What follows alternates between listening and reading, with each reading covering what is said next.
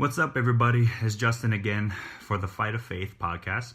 So this segment is going to be about the fights, UFC, MMA, and the last episode was about the Meet Jesus Challenge. So hopefully you guys accepted the challenge.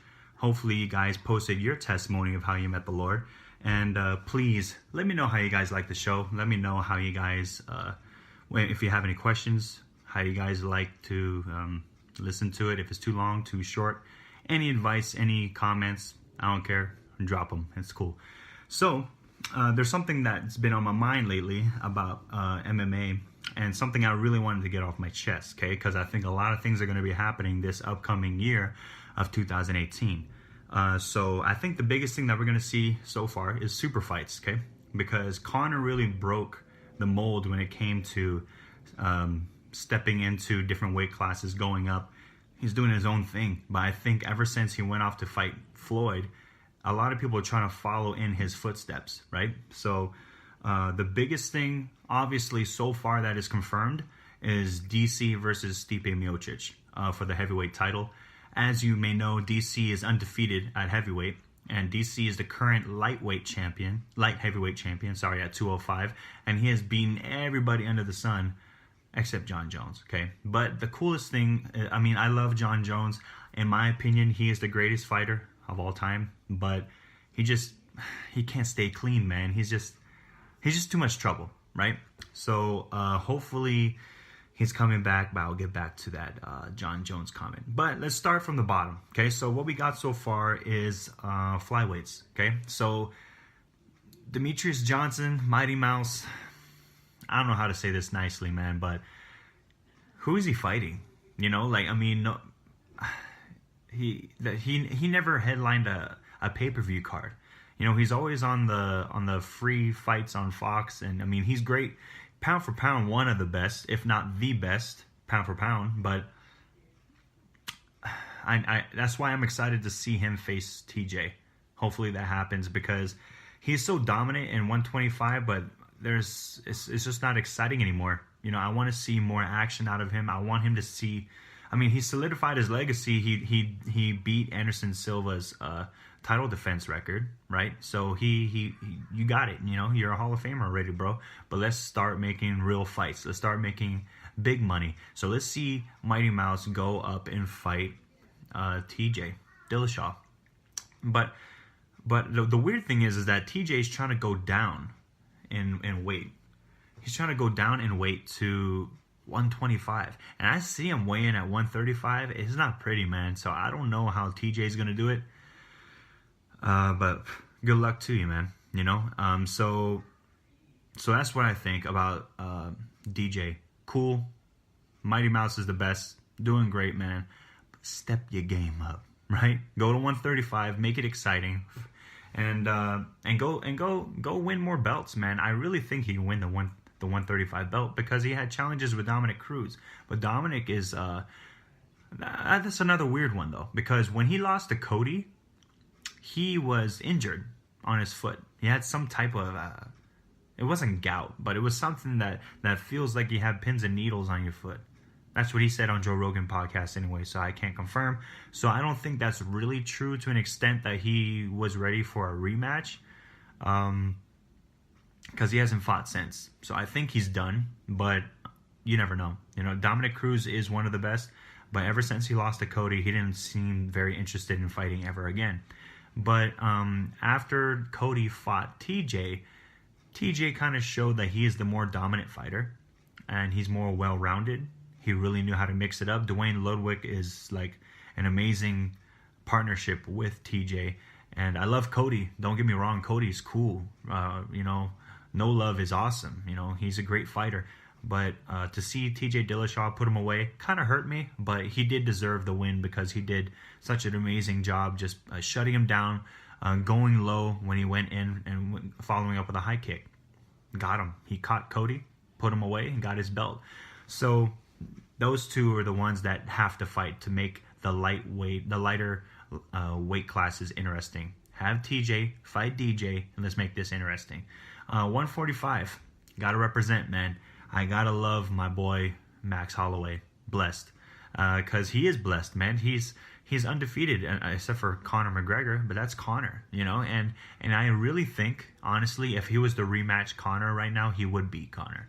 That's how good Max is. He's constantly evolving. Max Holloway is, I would dare say, the best 145er we ever saw, because Aldo got put away twice by Max in the same fashion. It looked almost like the same fight, and he's just a new breed. He's that new breed of fighter. He's young. He's upcoming. I don't even know how young he is. He's probably my age, 26, right? And it's he's working nonstop. He's a hungry guy. He doesn't want to satisfy just one weight class. He wants to go up eventually. But I think he still has a lot of work in the 45 division, especially when it comes to Brian Ortega. This upcoming fight with Brian Ortega, no one smashed Frankie Edgar like Brian Ortega, man. I'm sorry, Greg. Greg is my friend, and he loves Frankie, but Frankie got knocked out so bad. So bad. He got with an uppercut from hell, man. It went ba-boom and knocked out Frankie Edgar. I'm sorry, Frankie, and I'm sorry, Greg. I love you guys, but Brian Ortega got some hands. And no one knew, though. I mean, who knew? Brian Ortega is a black belt with Henry Gracie. So he's an amazing guy at what he does, but I really don't know. I really don't know what Ortega is going to do to Max. I do think I love Max, but I gotta be honest. If Ortega takes Max to the ground, he might be able to submit him straight up. I mean, Max is no joke on the ground either, but I just gotta be real. But if it's standing up, for sure, Max will go slowly, creeping, crawling, round after round 1, 2, 3. Eventually, he's gonna get the finish to Brian. But Brian, if he gets to the ground, he's going to finish Max Holloway. So we'll see how that happens. I'm really looking forward to that fight. Lightweight. What the heck is going on at lightweight, right? I mean, like, Dana was so, how do you say? He wasn't being straightforward with anybody at any press conference when it was coming to Tony Ferguson and Khabib. I think Khabib is going to win. Okay, because he is undefeated, he is ruthless, he is an animal, and Tony Ferguson is great, but I don't think he is unbeatable. I really think that Khabib is unbeatable. The only way that Conor, that comes back to fight for the title, that Khabib wins, I'm pretty sure Khabib is going to win. The only way Conor is going to defeat Khabib is in a 1 in a million chance of getting caught in the stand-up, because Khabib can get a little wild in the stand-up, but it doesn't last long because he's charging you like a bear, and he's going to wrestle you down and ground you out, and he's going to ground and pound you into submission until you go numb. That's what Khabib does. So he's an amazing fighter. I would love to see Ben Askren versus Khabib Nurmagomedov, because that's pretty much Ben's approach too. Ben Askren, if you don't know, look him up. He is not the most exciting fighter to the untrained eye, but he is undefeated, and he retired undefeated. Okay, so he's amazing, but he fought at 170. So Khabib can barely make 155 anyway. So let him eat his tiramisu that he likes to do, and put up to 170. Sign Ben Askren, get some action back in the UFC, and let's see what it takes, because Ben Askren always wanted to fight GSP.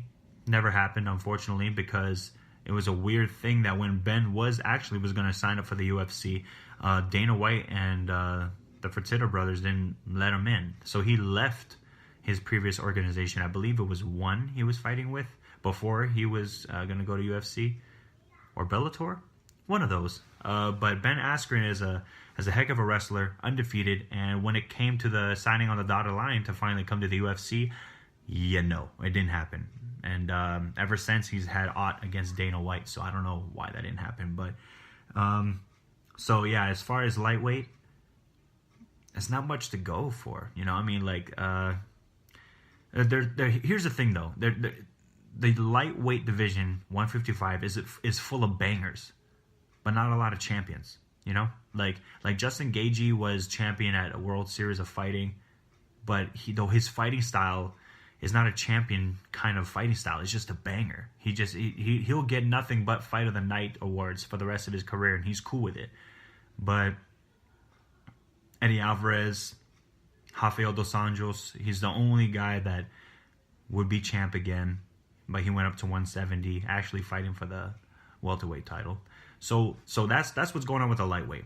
Confusing, but in summary, we got Tony Ferguson from 10th Planet, right? Represent 10P, and we got Khabib. So that's whoever wins that, supposedly the undisputed lightweight champion, because as soon as they say fight and they start fighting, then Conor is officially stripped of that 155 belt. But he don't care. You know why? Here's my theory. He's going to go up to 165 to fight George St. Pierre. Or 170, but 170 is too much for Conor. He's not that big. But I mentioned this on another podcast that I recorded, is that it is possible, because George does not want to fight for the 185 title that he just relinquished, that he just won, right? He didn't want to fight Robert Whittaker. So the welterweight championship bouts upcoming is Rafael dos Anjos versus Tyron Woodley, I believe, because Tyron is recovering from shoulder surgery. And middleweight title, Robert Whittaker again facing Yoel Romero. I think it's going to be the same outcome. Robert Whittaker is going to put him away slowly but surely, because I think Yoel is just too patient.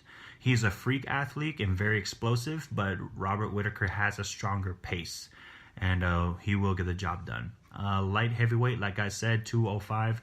It's kind of up in the air now. I think that's the worst division. There's nothing going on there, man, because Alexander Gustafsson, Glover, who else, right? I mean, like, I really miss Anthony Rumble Johnson. I really wish he didn't retire, but I think he's spoken of coming back, so hopefully he will come back. But as far as 205, that's on hold, man. That's Jon Jones territory. That's his kingdom, because after Cormier goes fight Stipe Miocic, I think he's going to be done. Because here's the thing. What if he beats Stipe? Which I don't think is going to happen, but Stipe is going to win. But what if DC goes up to heavyweight, and going to weigh in probably like 225, 230, to face Stipe, beats Stipe, and becomes the light heavyweight champion and the heavyweight champion. And guess who's going to want to challenge him for that title? Jon Jones. You think he's going to fight Jon Jones a third time after he gets finished twice? You know, I don't think so. I mean, actually, it went the distance the first time, but he really got dominated, though. Then the second time, he got clean cut, put out. Very embarrassing. So, I don't think so. But here's the interesting thing about the heavyweight division. Okay? Here's some insight to people. Some people in the community already know, but for those of you that don't know, let me put two variables together. Variable A, Jon Jones. He got his sentence hearing and should be fighting in the UFC this year. Okay, he is suspended, but you know the UFC can arrange that. He's a superstar. We can take care of that, right? We got some expensive lawyers up our hands. So we got Jon Jones that is coming back, I believe, at the end of this year. But guess whose contract is up with WWE? Brock Lesnar, right? So variable B, Brock Lesnar coming back. Took a picture with Dana White, looked very excited to come back to the fight game. So who do you think is going to fight Brock? The guy who called him out. Yes, Jon Jones. We're all looking forward to that fight. I mean, it's been on Below the Belt with Brendan Schaub. It's been said by a couple people, but how exciting of a fight would that be? Man, Conor facing GSP at a 165 new weight class title belt. Come on, man. DC going after Stipe for the heavyweight title. Jon Jones going for Brock Lesnar. Jeez. That'll make everything a lot more exciting. Just put Ben Askren in the mix and UFC will be back exciting terms again. But if you have any questions or any concerns or any comments about upcoming fights and pay-per-views, let me know, man. This is also an MMA community, not just about Jesus. It's all about Jesus, but we can't help ourselves but to love MMA, right? So God bless, and remember to keep fighting the good fight of faith. Peace out.